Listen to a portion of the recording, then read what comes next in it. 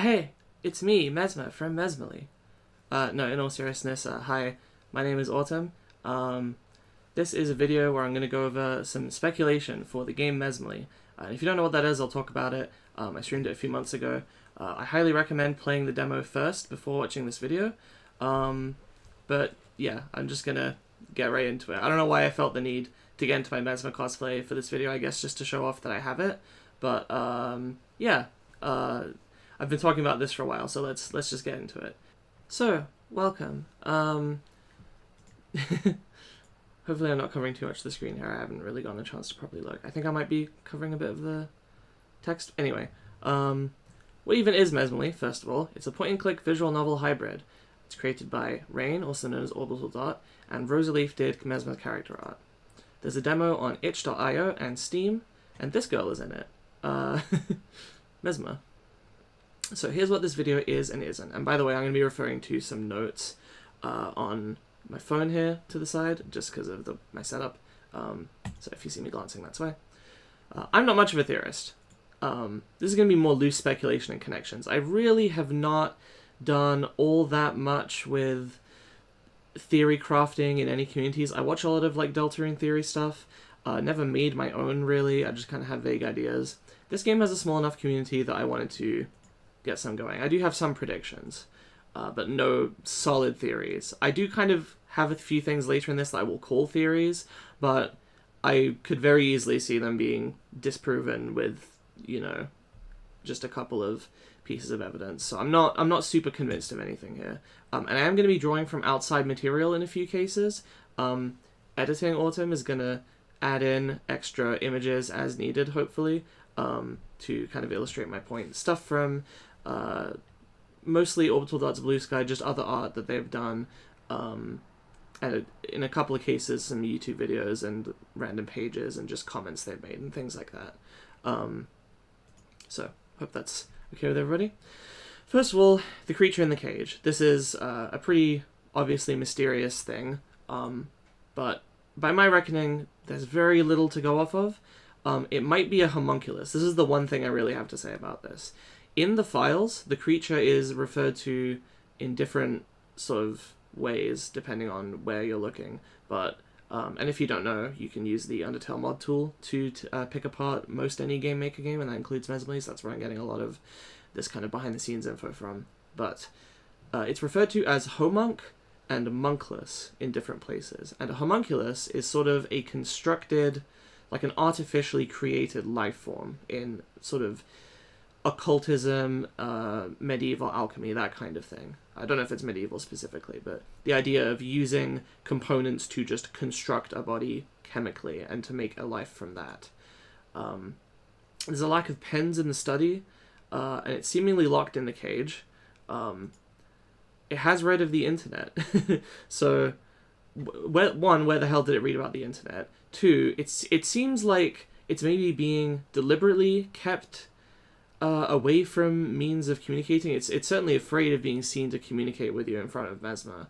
And the thing about it being locked in a cage is strange because Mesma has a specific line where she mentions that they used to keep lots of different kinds of pets, but they would always escape because they would leave the cages open. But this one seems to be locked in the cage. Of course, the homunculus tells you that Mesma is planning to kill you, and that's, you know, kind of an interesting question about whether or not that's accurate. I'm also talking about kind of the nature of the creature itself, though of course it is tied into, like, how and why does it know this? Like, what are its goals? You can try to ask it about a few of these things, and it basically just refuses to answer you, so we don't have much to go off of, but yeah. And the last point I'll say about it being a homunculus is that Mesma describes this thing as having been brought in by Murphy, not created. So either that's wrong, or somebody else created it, and Murphy then brought it in, which begs the question, who made it? How did Murphy get it? Right? A lot of this video is just going to be me raising questions, because there's really not a lot of major discussion of this game. Only, like, last night was a fan Discord created, and there has been a bit of speculation there. I'm hoping to kind of galvanize that a little bit myself and get people talking about some of the mysteries of this game, because I think there's a lot to dive into in this demo. Creature in the Cage, a bit less so, but maybe I've missed some stuff. Then there's the other two. I'm going to go over a couple broad points of them in general. They keep moving the couch. That's something that you can learn if you inspect the couch. And why is that? Mesmer keeps saying, like, okay, well, I think that it should be in the middle of the room, and I guess they think that it should be off to the side. But I will mention, related to the sort of overarching mystery of what Mesmer's up to more so, but there's flies around that couch, and there's a piece of art where there's a tree growing out of the ground, like sort of where the couch is, and that's going to tie into some stuff later, but I do wonder if there's like a more specific reason for them moving the couch and stuff. They insisted on keeping the cross, or at least one of them did. I think both of them did, which is potentially interesting. I don't know how much religion is going to factor into the themes or plot of this game, but worth mentioning. There's also ending number 10, which I'm going to put on screen right here, but that one also is kind of interesting because it paints a little bit of a picture of what Mesmer's dynamic and relationship is like with the other two, which doesn't seem to be as rosy as perhaps she would like you to believe when she talks about them. But we'll see. So, as for the other two specifically, we have Murphy. This is the best look we've gotten at her.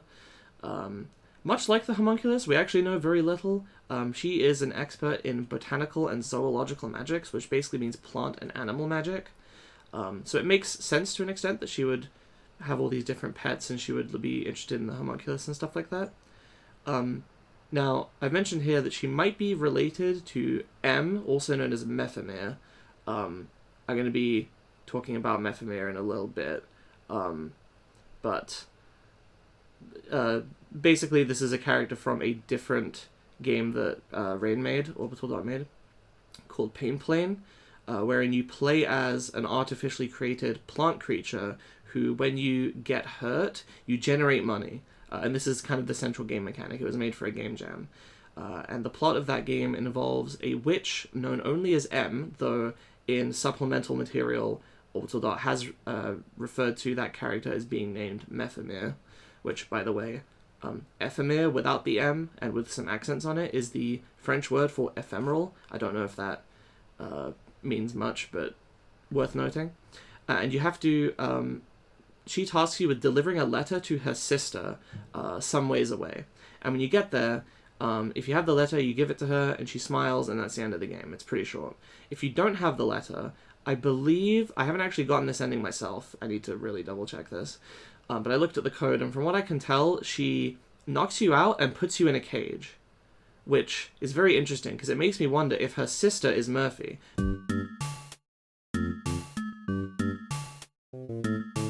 Because at the very least, Mesmalie is a witch that specializes in plant magic.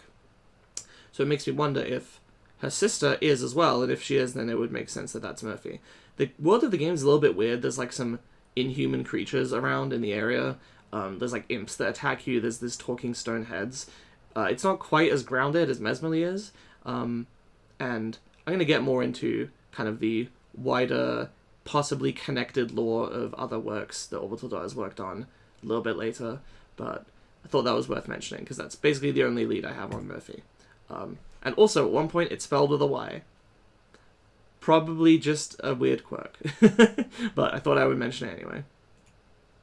Malady, we have a little bit more to talk about. There's other art of her that is almost certainly her. It looks basically identical to this silhouette view that we saw earlier in the demo.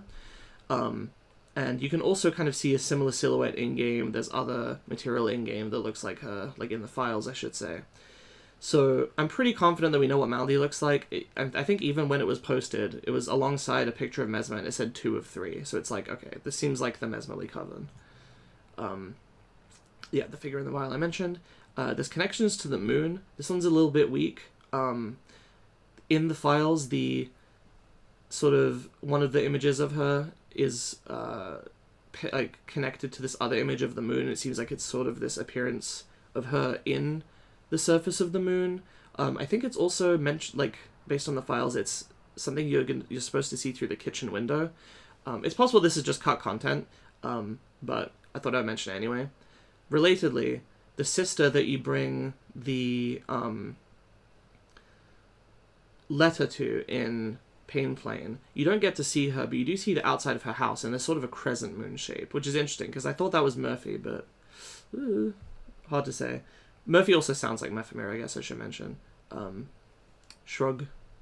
I guess it's also possible that Mesmalie is like the longer form of Murphy, like they actually are the same person. Mesmalie doesn't really look like the silhouette of Murphy, but it's possible, and then maybe that way it would make sense for the witch with the crescent moon motif over the house to be Malady. Maybe Malady and Murphy are sisters, and Murphy's full name is Mesmalie. That one's a bit more of a stretch. I don't really know, but it's possible. I thought I'd mention it. This character is probably not a witch. Here in the corner I have some art by Orbital Dot's friend Oratal.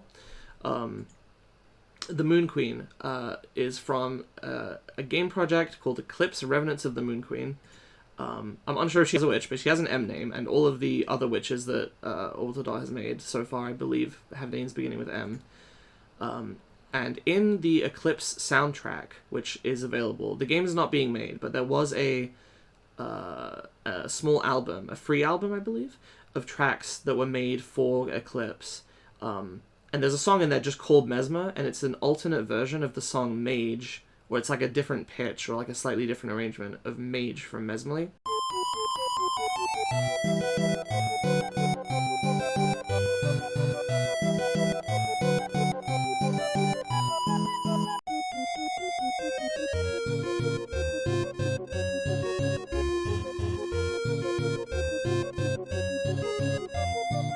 And then also there's a song in the soundtrack called We the Ruler, which is really good, by the way. I really like that track a lot. In that track, there's actually Mesmer-related motifs.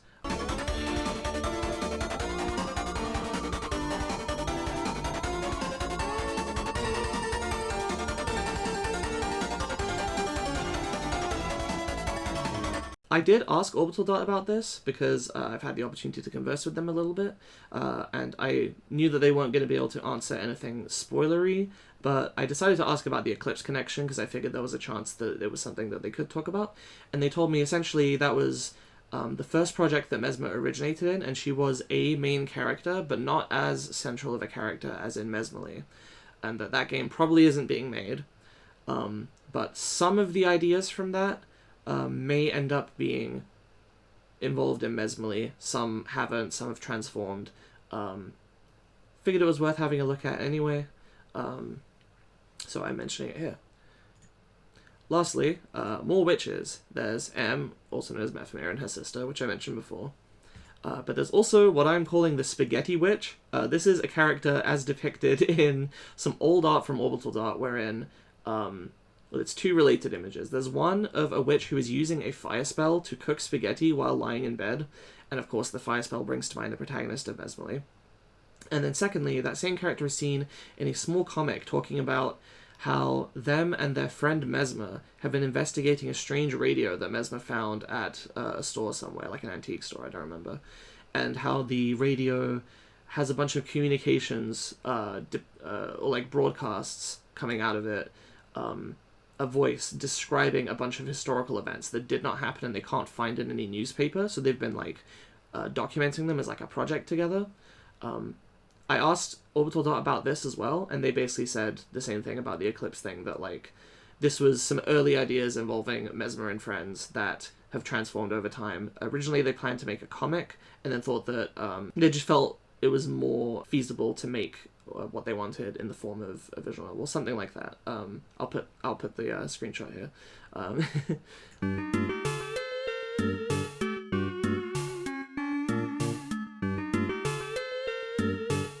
And there's also the red one. This is just a piece of art depicting a character that looks kind of similar to Mesmer, similar design cues, but they're red, and that's it. That's about all I have to say about that one. Possibly just an early design, or kind of character design experiment or something to make a witch character. I really don't know. There's not much to go off of here, but I thought I would mention them nonetheless, just to be thorough. Okay, so let's get into the meat and potatoes here. Mesmer's magic. This is probably the number one thing that I see people... I've shown this game to a bunch of different people. I streamed it blind, and then I have also gotten, I think, close to 17 friends to try it directly. Not to mention, potentially a few people that watched my stream might have tried it themselves. So I've gotten a lot of insight into other people's sort of first reactions after this. And the number one thing that keeps coming up is most people I talk to think Mesmer can't use magic. She's very cagey about her specialty. She never shows you magic. And you can even express doubt if she's a witch or not. And you can kind of repeatedly express that doubt. And she'll keep saying, like, yes, well, what is that to doubt? Another big thing is that when you go to the rooms that I showed a few slides ago, and you try to use magic to open the doors, she stops you, right? Even when you have the augmented magic, she stops you, except for her door. But if you kill Mesmer, which, by the way, hopefully you've played enough of the demo to know that that's a thing that you can do. If you kill Mesmer, then instead of her stopping you from opening the doors, it says that something deflects your attempt when you try to use magic on the other two doors, which are presumably Malady and Murphy's doors. But if you use it on hers, nothing stops you. And when inspecting the doors, it says that there's absolutely nothing remarkable about this one when you look at her door, whereas the other two have special things. Like, one of them has like some weird liquid creeping out from underneath it, the other one has like plants and vines and roots.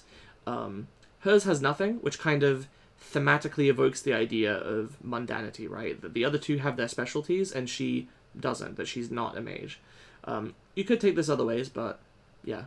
Lastly, when you are doing the magical theory section and she's explaining magic to you, she asks you why it is that only so few people practice magic. And you can suggest that perhaps some people haven't put enough practice. And she says, maybe, but how much is enough? I don't remember the exact line, but essentially she's like, what do you do if you try really hard and you just can't do it? But then she does follow that up with, but not me and you, of course. We're special. We know how to do it. Or we have the capability to do it. And in another dialogue, she does say that she thinks that anybody can use magic. So it's strange. It kind of depends on what you say to her. If you say, I don't know, then she says that. So I think there's a lot of valid evidence for this theory. I totally understand why a lot of people think it. However, I disagree. I think... Guys, her name is literally Mesmer. I think that she has mind magic, whatever you want to call it. Mental magic, enchantment, hypnotic magic, something like that. Her name is literally Mesmer. So many of the same points actually still apply here. I'm going to go over them one by one. The fact that she's very cagey about her specialty could just be because it's kind of creepy, right? The idea that she could mess with your mind. It's possible that a lot of people might be freaked out if they knew that they were talking to somebody who could do that. This is also further evidenced, I think, at least, by Ending 6, where she talks about how she basically indicates that she has trouble connecting to people, and people often end up being pushed away from her in some way. As for the fact that she doesn't use it in front of you, same sort of idea, though we'll come back to that one specifically. The lack of door protection, to be honest, I don't know why a brewery expert nor a botanical and zoological magic expert would have the ability to put a ward on a door. And if they could, I don't know why they couldn't also put one on Mesmer's door. So, to be fair, that one is still strange. But if we assume that they put protections on their own door, maybe there's, I don't know, some kind of special concoction that is put on the door that creates a shield. Or maybe the vines are just... I don't know. Maybe there's an animal or some kind of plant that can project some kind of magical thing. If it's mind magic, there's no way for her to stop you getting into her room. What would she do, right? Like, she would have had to, I guess, in advance, control you to not go into her room or something, but we don't see her doing that, so maybe that's why. that one's a little bit shaky, I'll admit. As for the not enough practice dialogue, as I said earlier, it does immediately follow it up by saying, like, oh, but not me and you. So she does claim to be able to use magic. It's not, even in the same sentence where she's saying, why can't some people do it? I will admit also that is still probably the stronger evidence for the first theory, but I'm leaning towards this one. That's not all I have, though. There's also ending number 6 broadly, which I mentioned, of her putting people off. But this is something that actually I took interest or a notice of as soon as I had seen the game recommended to me, which is, of course, her name is Mesmalie, and that's in the title of the game. But then I also saw there's all this spiral imagery everywhere. And when you first talk to her outside the house, and she's in the doorway, or the door swell as she calls it for some reason, and she asks you to demonstrate your magic to her, you can move your cursor around and her eyes will sort of track you. They're programmed to follow wherever your cursor goes. And a lot of people I've seen play this game, this is not really evidence, I guess, but a lot of people I've seen play this game will naturally sort of like swirl it around in this kind of spiral formation, or this spiral motion. And at least one person I've seen made a joke about hypnosis in that context. So given that many people think of the concept of hypnotism in that scene, I think there's a chance that that's sort of intentional, subtle foreshadowing to put the idea in your mind of that kind of thing, especially with the spirals everywhere as well, adding to that.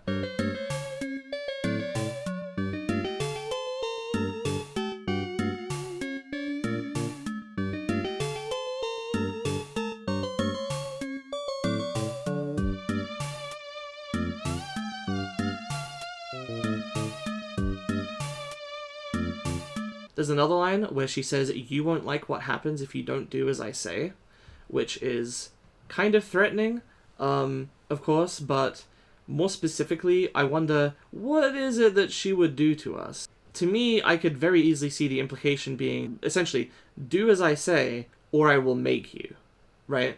Now, of course, she doesn't stop you from killing her. You could imagine that maybe she can employ her magic to suddenly, stop you, tell you to stop, tell you to freeze up or something like that, tell you to aim your magic elsewhere, something like that. But when you hit her, she's in the middle of like doing her dance for the shatter dance, so it's, I think she was just distracted and not able to kind of react in time, and that's the only reason.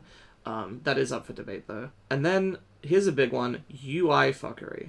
That's what I'm calling it anyway. There's a number of different ways in which aspects of the UI indicate some kind of... Well, I'll just go into the list. So the big one is that she speaks with white system text sometimes. More specifically, when you ask her if she's a witch, she says yes, it happens in the white system text instead of her purple text.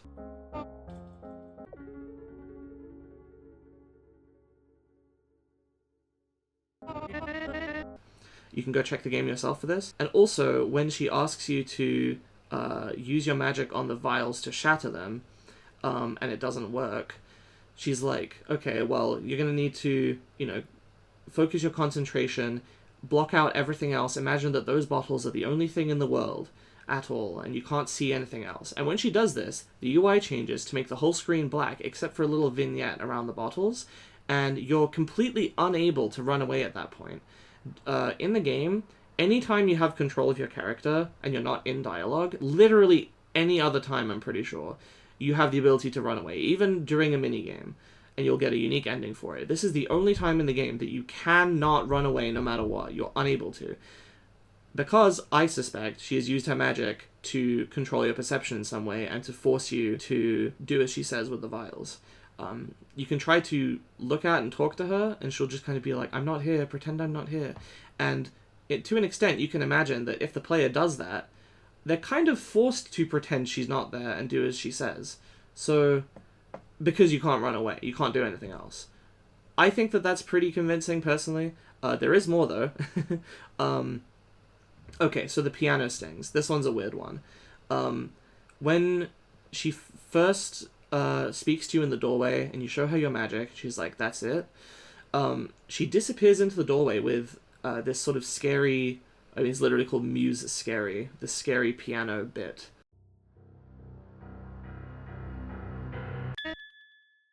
This sort of sting of slowly crescendoing piano notes, and those same notes play after you kill Mesma.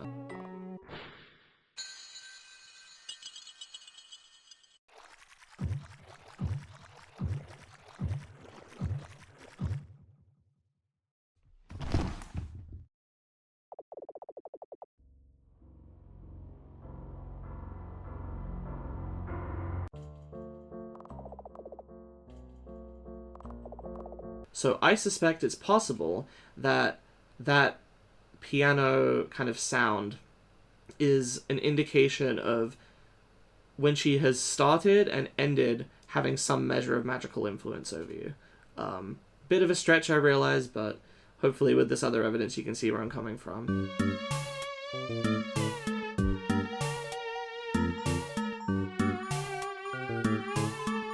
Also related to the bottle breaking part, when you're doing the shatter dance, and just before, there's a little piece of UI that sort of zooms in to indicate which bottle you should be using your magic on.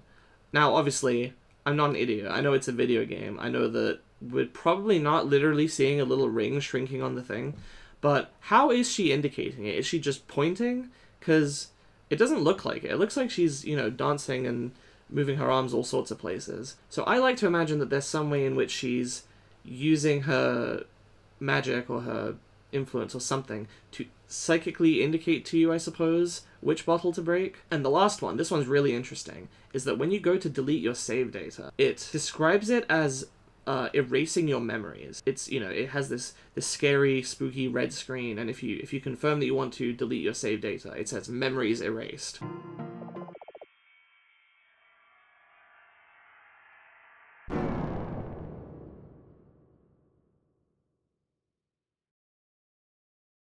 Which I think is really interesting. It makes me think, who or what would have the capacity to erase our memories in this game? And the only thing that I can think is that it's Mesma doing it in some way. Though again, it's questionable. Like, okay, so if your memories are erased and then you play it again, like, are you going back and doing it again? Like, if I take it too literally, it's like, oh, is that time travel? So I mean, obviously you can you can take any piece of UI and or aspect of the game because it's a video game and kind of take it seriously like that. But I still think the choice of wording is interesting and worth consideration. All of that leads me to what I'm going to call entrainment theory, and I have a picture of the bird here for reasons you'll see in a minute. So first of all, what is entrainment? You can look it up and it has multiple meanings, but the meaning I'm going with is essentially the way in which people can synchronize themselves to a rhythm. Most people have this capacity where if they hear a regular beat, their body can kind of synchronize to it. There's been studies on this, like the pattern of brainwaves, the way that the rhythm at which your body functions can synchronize itself to an external beat like that. And it kind of, we're social animals. It helps in that kind of group cohesion to partake in activities where people are synchronized rhythmically. So, of course, that makes me think of the shatter dance. And I've put Reverie here, I'll explain in a minute. The shatter dance, pretty obvious. You're following her rhythm, literally, to break the bottles as she indicates them, along with the music. But one thing that I've not heard anybody point out is that the song Reverie, which, by the way, is the one that plays in your dream at the start of the game, and shatter dance are actually really, really similar. You can, of course, change Reverie using the phonogram to play a different song called Muse_Dream Hard, but, the default song is Reverie. It's the only one on the soundtrack between the two. Both of them I'll play them back to back, but both of them have this kind of regular rhythm to them with a very similar shape to their notes, with a couple exceptions.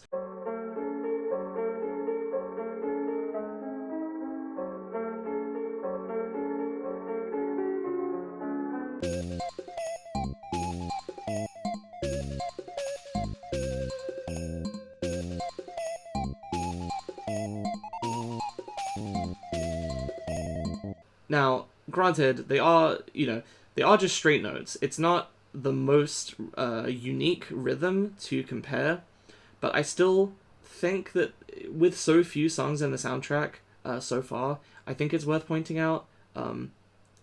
I am musically trained, but I'm not like all that professional of a musician, so it's possible that I'm just seeing something that isn't here, but I thought I would mention it anyway. There's also the notion of the homunculus warning you to stick to your own path. If you don't heed its warning, but you insist on understanding what's going on and why Mesma would want to kill you, the homunculus basically says, okay, here's the plan, then let's work together. You go with Mesma, and then when she tries to take you into the woods, do not follow her path, stick to your path, no matter what, and then come back here, and she'll wander off somewhere and come back here and we can talk. And, of course, you could just see this on a surface level as, okay, get her distracted thinking that you're following her and then come back. But it specifically says, don't follow her, stick to your own path. And something about the phrasing of that makes me think, like, beyond just being led somewhere by Mesma, is there possibly some extent to which we're supposed to not fall in with her, not follow what she tells us to do, in that it will synchronize us to her in some way. It will get us on the same wavelength as her, perhaps.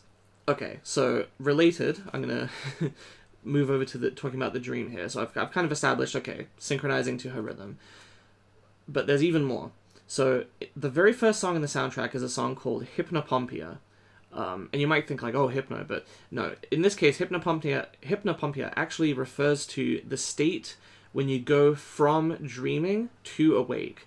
That transitional period. So that plays in the game, and you're like, okay, it plays after the dream because you're waking up. The thing is, it plays not when you wake up from the dream to the fire, because there's actually a little bit more.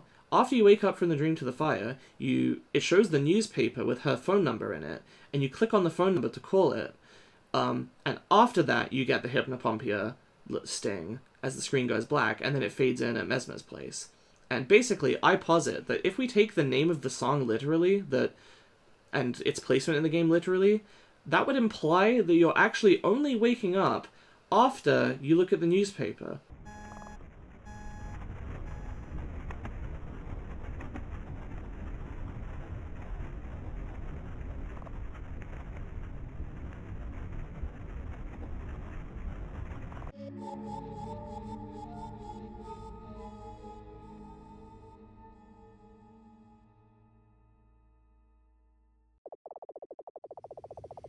Relatedly, of course, this is a video game, so contrivances, happen to make the story happen, or rather, it's a story in general.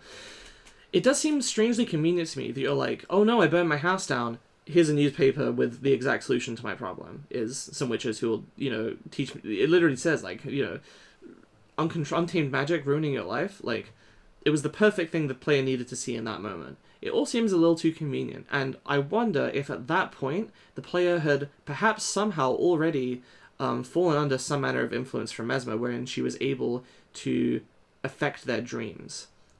We've already seen, of course, that she's able to put you in a dreaming state using the potion when you go to the kitchen session. And so, that begs the question of, okay, did she lace your food with it? Did she drug you in some way?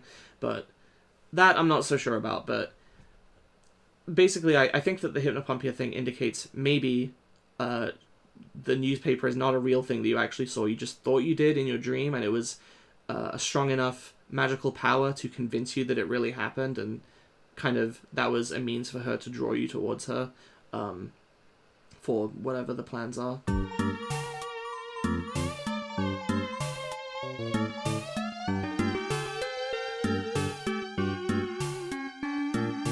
The mirror is an interesting one. I do kind of lean towards a more mundane explanation for the mirror. So when you go to the hallway that leads to the kitchen, the mirror has pictures of Mesma pasted over them, so you can't see your character. Though if you edit the game to remove those or just look at the files, you can actually see what your character looks like. I'm not going to be posting it because that's not actually all that relevant, and it might be spoilers. But I have a video about it on my channel if you're curious and want to look, or you can use the Undertale mod tool to find it yourself.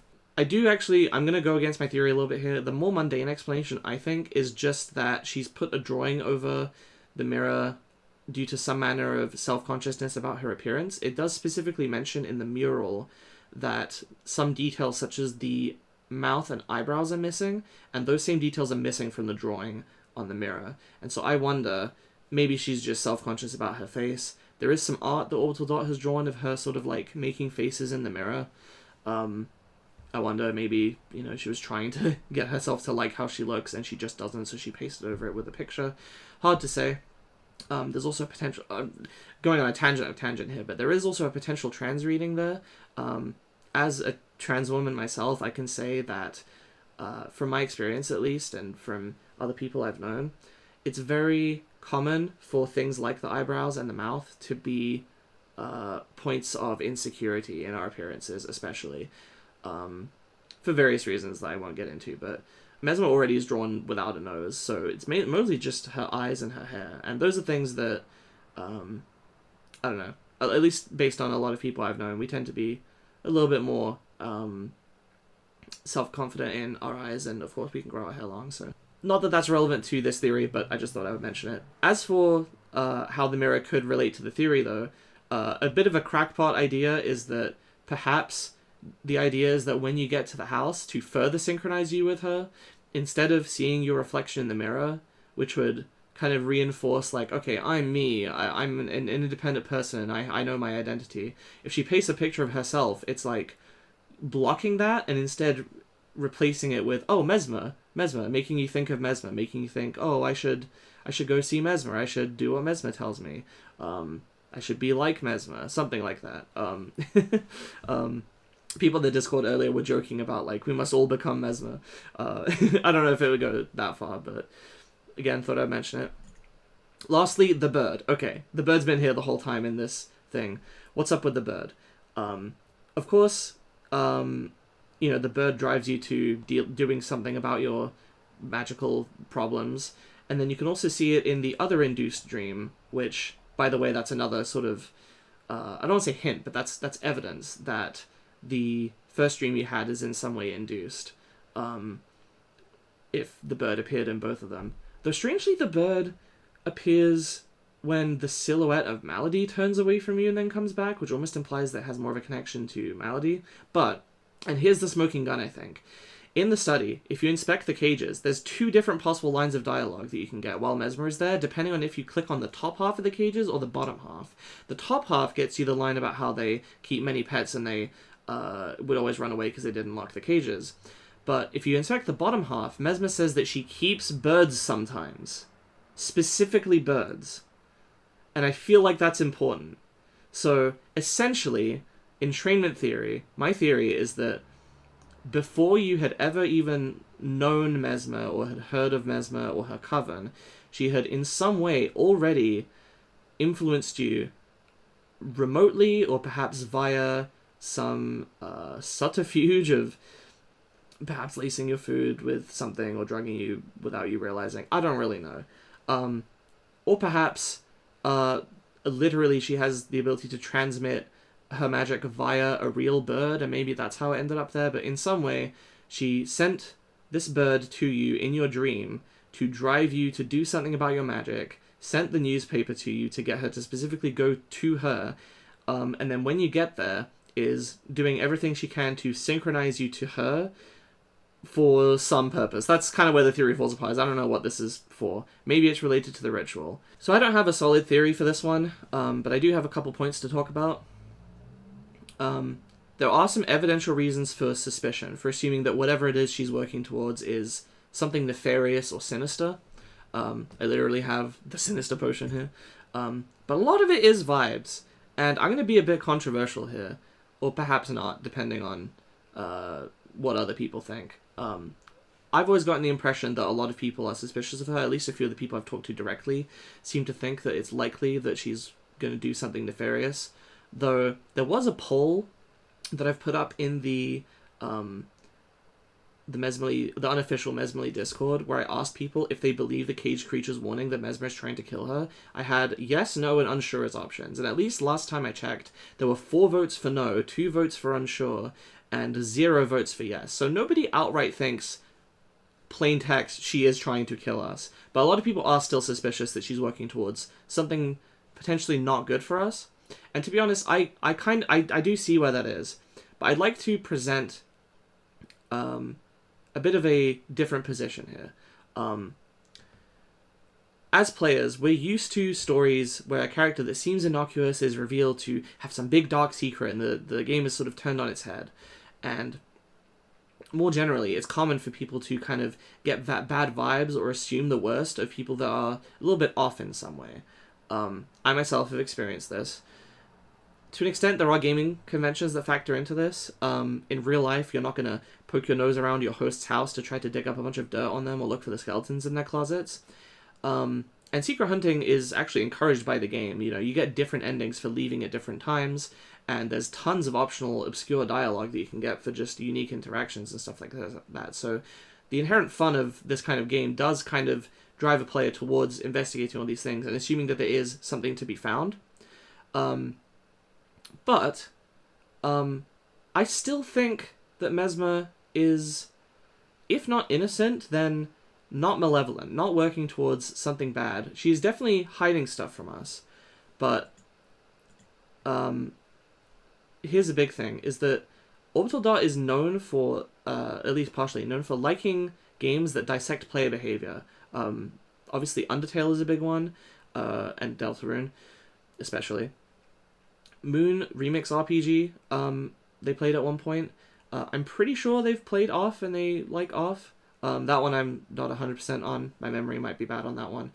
All of those games explore, among other things, the role of the player over the game and how the way that we play games impacts the way that we think about them and the things that we do in them.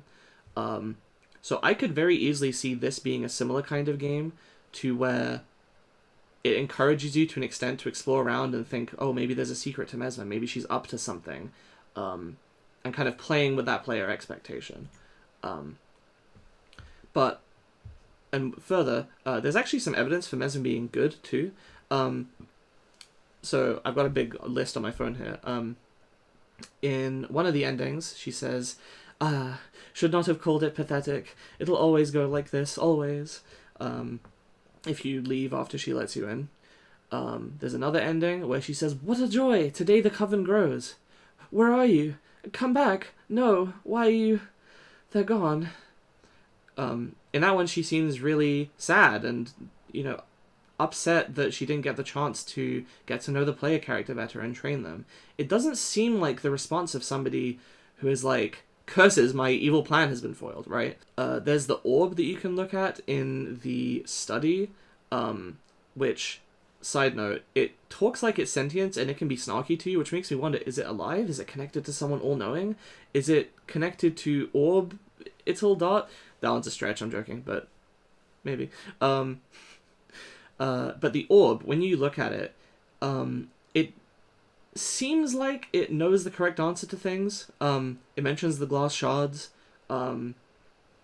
If you like kill Mesmer and then ask it if you can trust her, it says not anymore. If you kill Mesmer and ask it what you'll get out of today, it says a painful memory burned into your mind. But if you do that beforehand,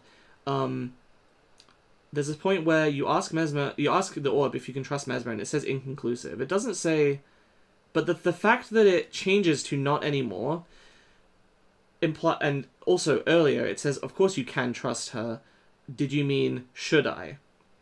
Which means that when it says inconclusive, it's not saying inconclusive whether or not you should trust her. It's saying it's inconclusive whether or not you can trust her.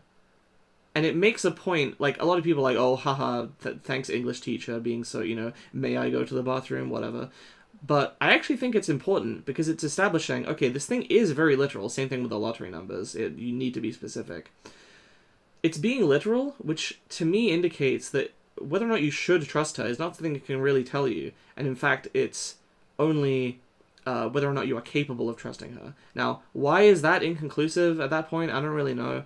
That one's a bit strange. Maybe people can think about that one some more. That one's got me a little bit stumped, but I do think that's important. A couple more points here. We'll get through it. A lot of the endings have different songs and sounds that play in them, but only 2 of them play the song You're Pathetic. And those endings are the ones where you leave after the caged creature warns you, which almost makes me think the game soundtrack is essentially saying pointedly that if you immediately trust the creature at its word despite everything else and leave just based on that, then it's saying you're pathetic and you should have given Mesma more of a chance. And the last point I have here is Orbital has described Mesma very, very fondly as being somebody who has lived in their head for years. They're very fond of her, and that just, I mean, of course you can love your villain characters, and this is admittedly also vibes-based, but something about the way that Orbital Dot talks about Mesma makes me feel like I really don't think it's going to end up being that she is just evil and you know, maybe it's sympathetic, but ultimately she had this evil plan and you stop her and that's the end of it. Like, the cage creature may describe the thing that you can work towards as being a good ending, but I don't know. And I'm less inclined to trust it than Mesma on account of just how little we know about it, how suspicious and mysterious it is. Yeah. Ultimately, I think the game wants us to give her a chance, is what I'm saying. She may have her secrets, but everybody does. She's only human. Or is she? So, seriously though, what the hell is up with her? I know I just spent a bunch of time defending her, despite her being kind of suspicious, but like, the mural is really weird. Using magic on it after killing her has this weird spooky event happen where you kind of see a view of her in the kitchen with most of the screen being black. There's the ritual last Thursday, which she mentions a couple of times, and she mentions that the mural specifically is from there, but the paint is wet. And I'm going to give credit to somebody in the Discord. I'll put their name up on here who pointed out this discrepancy. I actually didn't notice this one. But it is strange that she says that the mural was painted all the way last Thursday, which is presumably at least 2 days ago. Otherwise she would have just said yesterday. So the paint should have dried by now, which means either she's lying about when it happened or question marks. Maybe she repainted over it for some reason. But also, why does she have a giant painting of herself or mural of herself on her wall in her room? Why is the room so bare bones? It doesn't even look like it has a bed in it, though Orbital has confirmed there's a bed behind the player's perspective. And then, of course, there's the mirror, which, has the same sort of images as this mural. It's strange. I really don't know what to make of it. Before I knew about the bed, I was almost wondering, like, is she even human? I was kind of partially joking, but, like, what is her nature? The other two don't even try to leave the burning house, which is really weird. I say burning house. This is if you decide to do the ending where you destroy everything in her house after killing her. You burn down her house, and the Coven apparently dies with the, alongside Mesma, if you do that. Which to me, and she mentions that they're concentrating in their rooms. It almost makes you wonder, like, are they maintaining Mesma's presence somehow, her identity?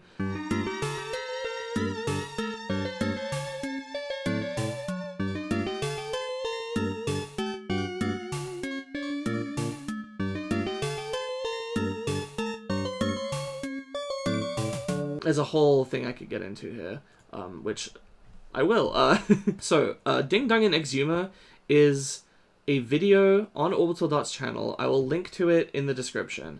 It shows this sort of ZX Spectrum-esque graphical style animation where Mesma is digging underground with a shovel and digs up 4 coffins. And there's been other art of her where she's been depicted with a shovel or near a tree. One of these is technically fan art, but it's from Orbital Dot's friend, so I still think it's worth pointing out, because it's possible they know some of the plot of the game. So Ding Dong and Exuma has a description that says, an abstract retelling of events.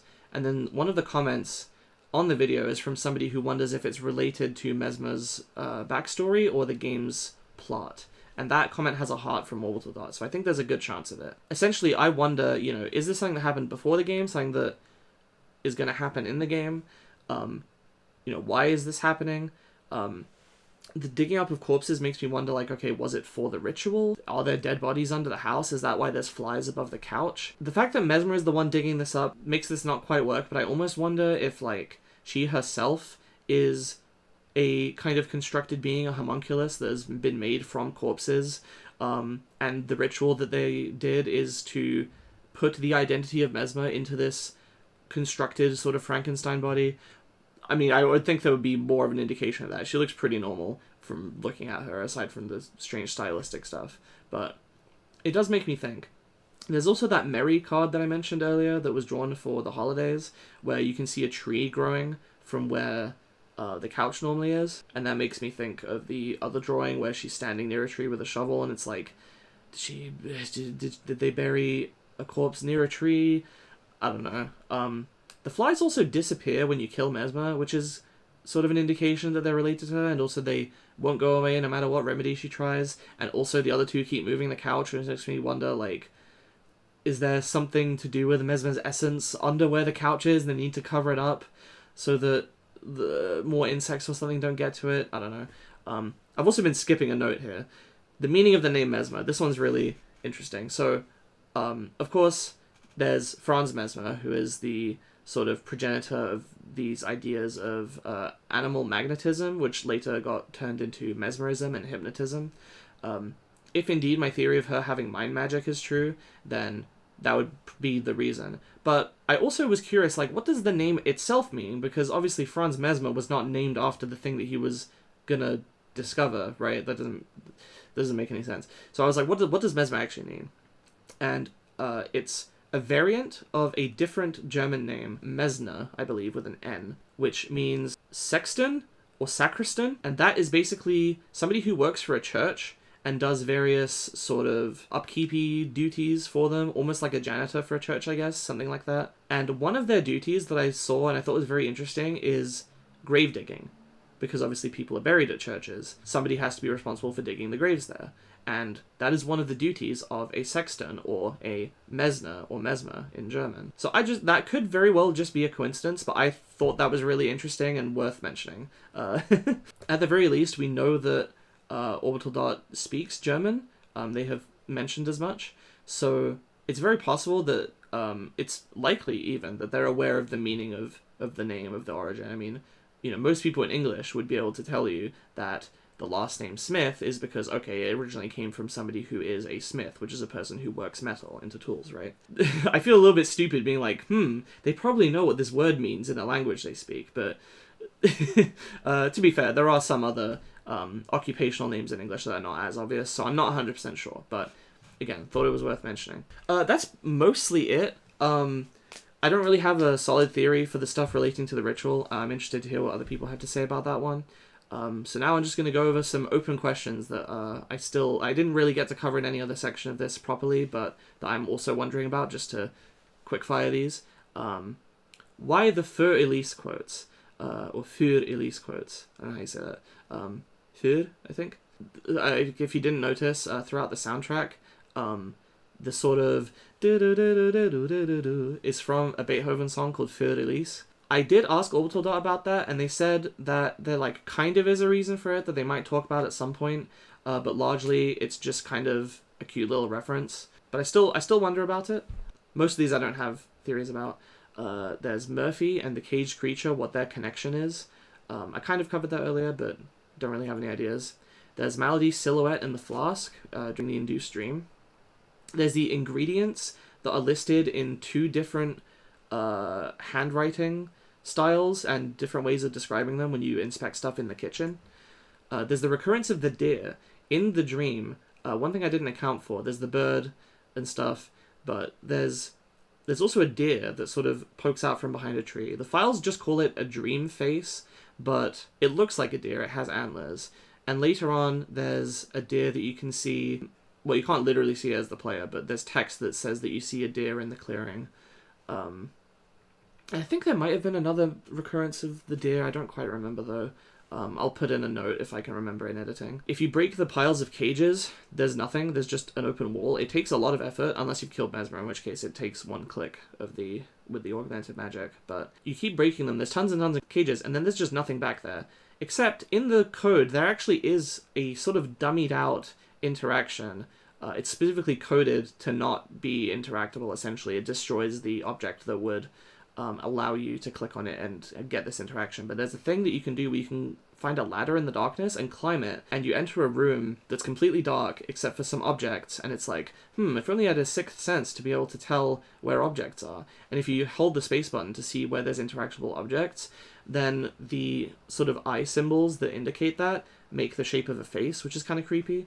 And then there's some kind of dangling object you can interact with, but can't really do anything. Probably a light bulb. Of course, that's debug stuff, that's dummied out. It's possible it won't be in the final game. But it kind of seems like it's maybe the attic area that you can't get to with the stairs. Interesting, wonder if that will come up. There's the letter Z's in the dream. Probably just to indicate like the zzz that you're sleeping. But also worth noting is that there's a secret page on Orbital Dot's website wherein you can see presumably the game's protagonist, because, spoilers, it does kind of look like the data mined image of them.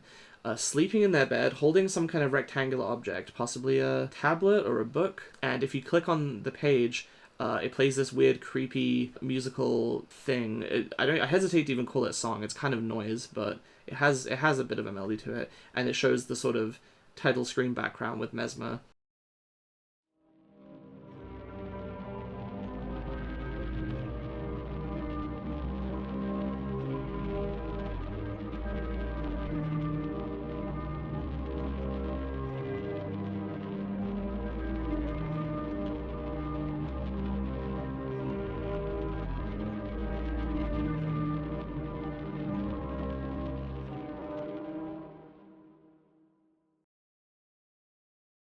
And there's also a bunch of Zs around the room, so I actually probably should have mentioned that earlier, but that's another kind of piece of evidence to me for the whole, like, Mesma is psychically influencing you even before you meet her. Or I guess I should say magically influencing you before you even meet her theory, entrainment theory.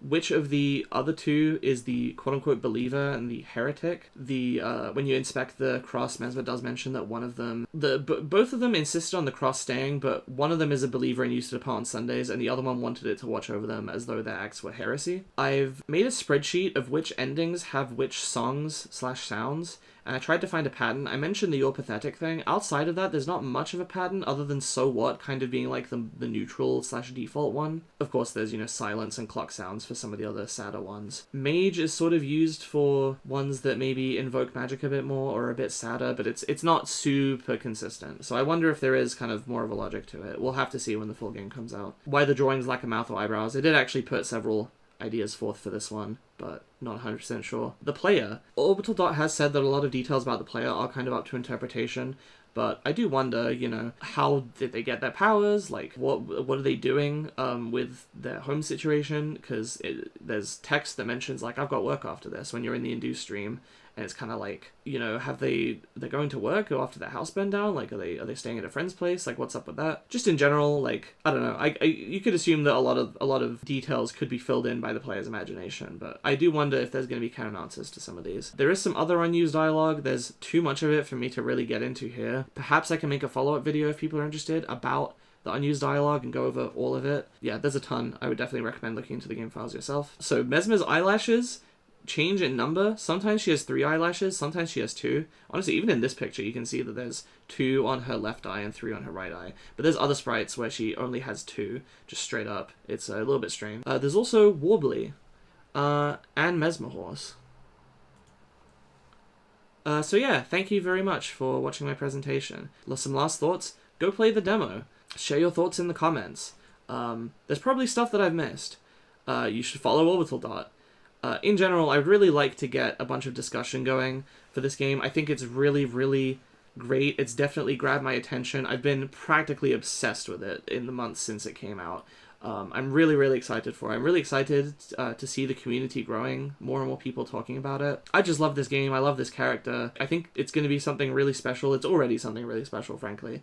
And I really want to see what other people think. And I couldn't help myself but to make this video and get all this discussion going.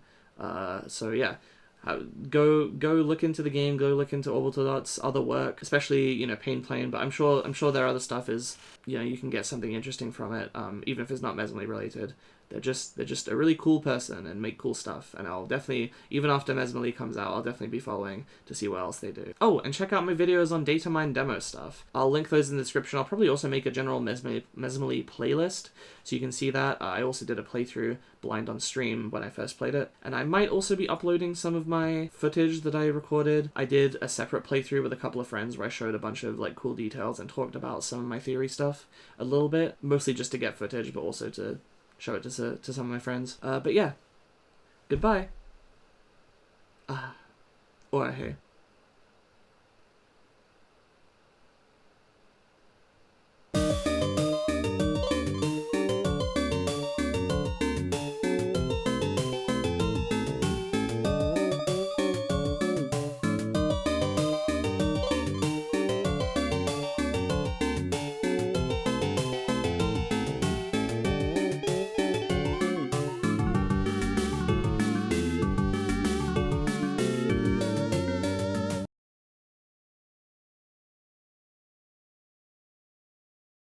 I actually don't know if I should be pronouncing it ahe, ohe, uhe, or because technically there is an ending if you get 17 out of the technically 18 available endings, because one of them is sort of an unintended thing and breaks it. But if you get 17 endings and go to the end of the demo, Mesma tells you the secret that they're actually pronounced But Ultador has gone back on that. I was talking to them on the Discord earlier, and they mentioned that seeing streamers, such as myself, actually pronounce it with 2 syllables, they've kind of partially adopted that and started imagining it that way in their head, and to treat it as like fuzzy, soft canon and not completely canonical, but yeah, anyway.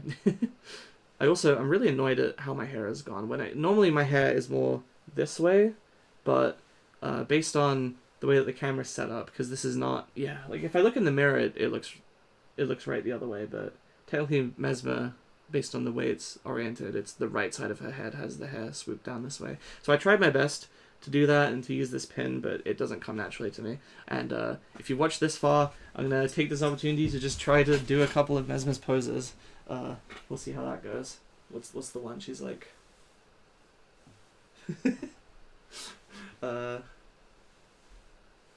What is it? It's like...